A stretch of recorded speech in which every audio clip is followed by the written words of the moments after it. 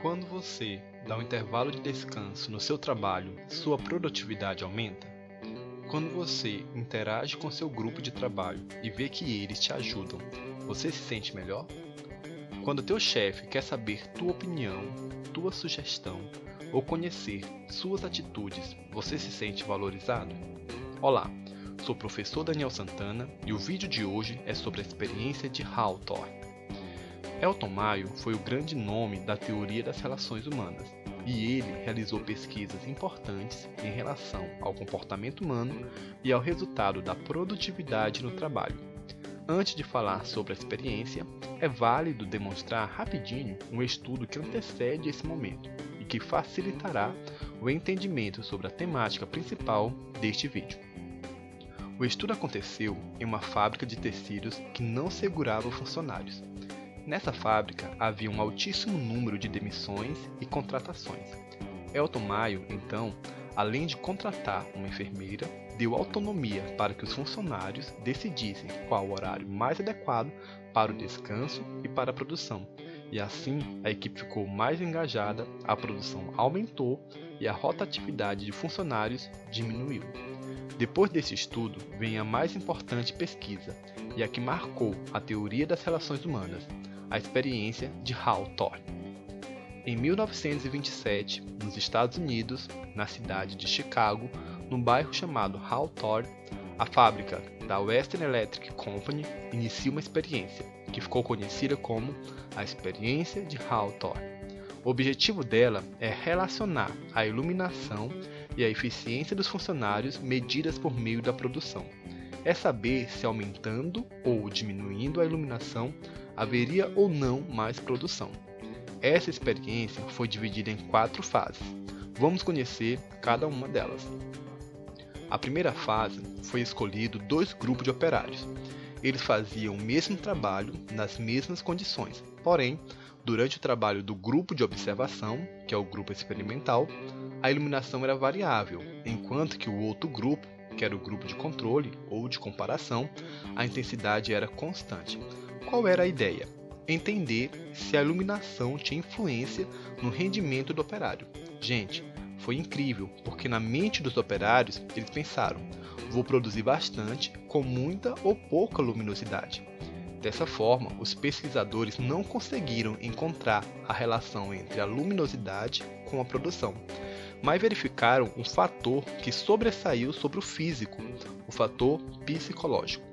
Foi percebido que os operários se viram na obrigação de manter os níveis de produção independente da iluminação. Assim, foi percebido que a eficiência se dava pela variável psicológica. Nessa fase, os pesquisadores acharam por bem descartar essa variável da pesquisa.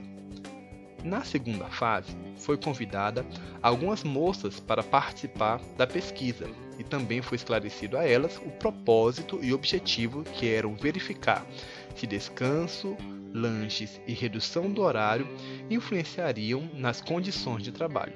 Essa fase foi dividida em 12 períodos. Vamos conhecer cada um deles. No primeiro período, apenas decidiram a quantidade que iriam produzir em condições normais, para poder comparar com os outros períodos. No segundo período, o grupo manipulado foi para a sala de provas, também trabalhando em condições normais de trabalho. Esse momento serviu para analisar a mudança de local de trabalho. No terceiro período, tanto para o grupo de controle como para o grupo experimental, o pagamento foi feito por tarefa em grupo. O grupo de controle era muito grande, então quando cada moça produzia acima da média, esse valor era distribuído para todos, o que não aumentava praticamente nada em seus salários. Já o grupo experimental era pequeno, então quando uma moça produzia mais, todo o grupo sentia um impacto positivo em seus salários. Nesse período, verificou um aumento na produção. Continuando, no quarto período, é um período que todos querem, um intervalo de 5 minutos pela manhã e 5 minutos pela tarde, e a produção aumentou. No quinto período, esse descanso foi para 10 minutos, e a produção continuou aumentando mais ainda. No sexto período, já foi demais. Foi introduzido 3 descansos de 5 minutos na manhã e na tarde. Não houve aumento de produção e ainda houve reclamações, claro, pois quebrava o ritmo de trabalho. Quando voltou aos intervalos de descanso de 10 minutos no sétimo período e servindo um lanche leve, aí sim, a produção aumentou novamente. No oitavo período, mantido as mesmas condições de trabalho, o grupo experimental passou a trabalhar até às 16h30 e não até às 17 horas. Aumentou bem a produção. Quando no nono período foi reduzido para as 16 horas, não aumentou a produção. No décimo período, a equipe voltou a trabalhar até às 17 horas e a produção aumentou bastante. Quando tirou sábado, no 11º período, a produção continuou subindo. Pessoal, por incrível que pareça, no último período, o 12º, foi tirado todos os benefícios. As moças voltaram a ganhar apenas o salário por tarefa e, incrivelmente, a produção alcançou o maior índice de 3.000 peças por pessoa.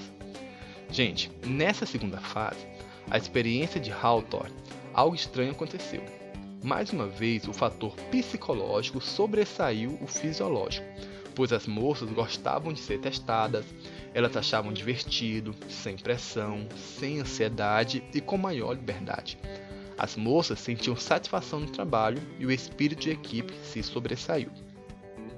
Na terceira fase, os pesquisadores deixaram de lado a preocupação com as condições físicas e começaram a testar e a estudar as relações humanas no trabalho, pois foi percebido o fator psicológico nas duas fases anteriores, bem como a diferença de atitude entre as moças da sala de observação quanto a da sala de controle.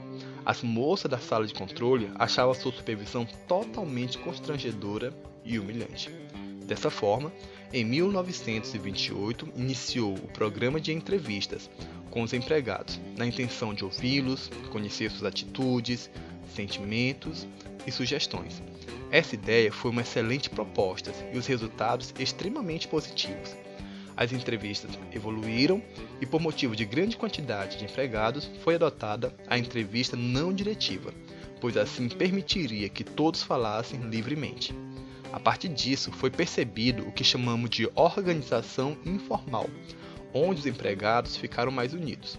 A organização informal traz mais união aos empregados, mas, ao mesmo tempo, uma preocupação às empresas, pois os funcionários começam a unir para questionar sobre o exagero da produção e sobre suas insatisfações.